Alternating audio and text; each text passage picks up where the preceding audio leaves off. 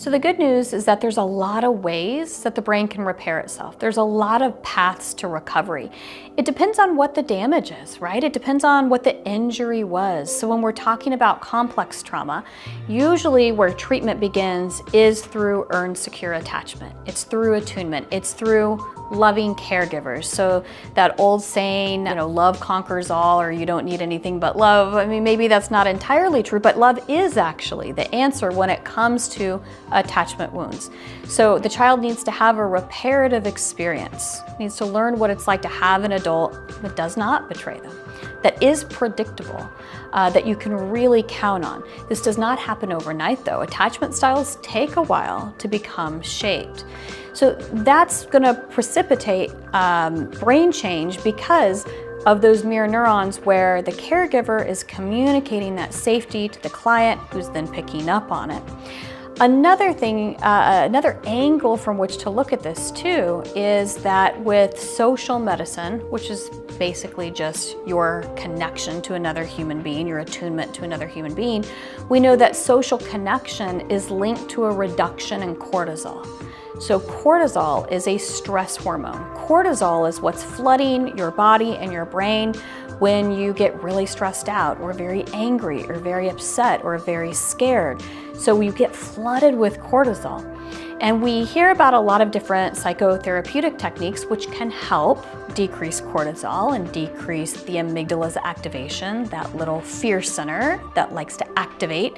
So we know deep breathing can help with this. We know sometimes body-focused techniques like progressive muscle relaxation can help with this.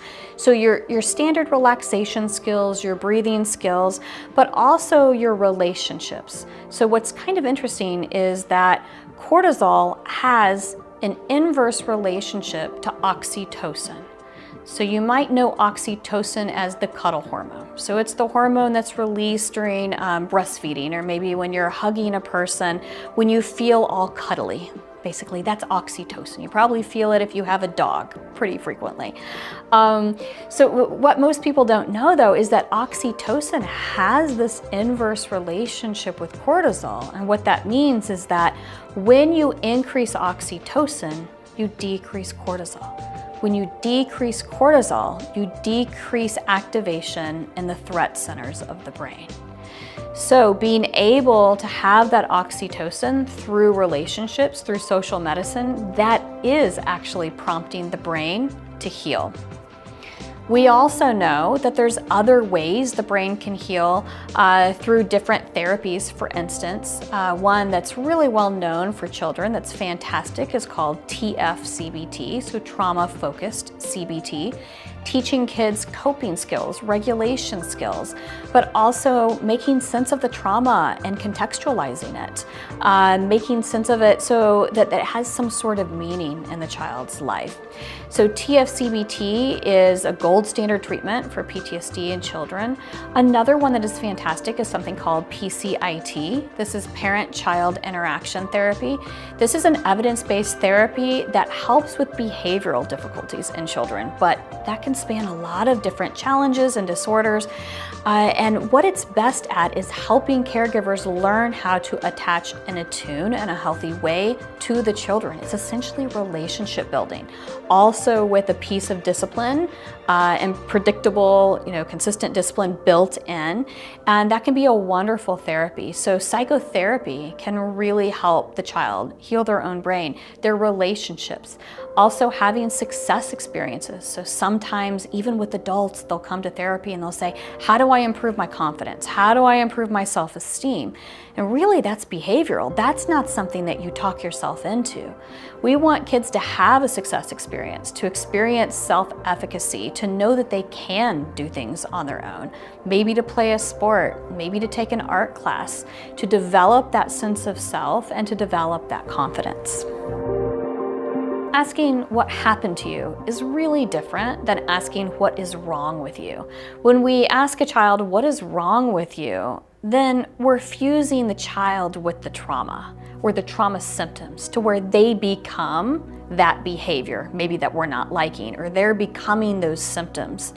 As opposed to this is something that happened, where we're almost conceptualizing the trauma or the trauma symptoms as like a third party. So there's me, there's you as the child, and then there's these trauma symptoms. And we can probably both agree, the caregiver and the child can probably agree, that these trauma symptoms don't feel good.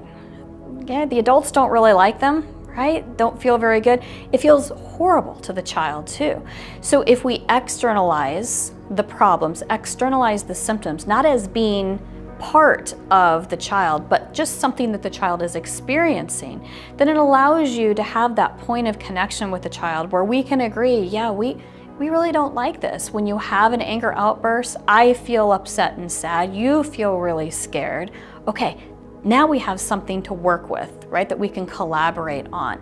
So we don't want the traumas to define the children. We don't want them to internalize it to where they think it's just them and who they are.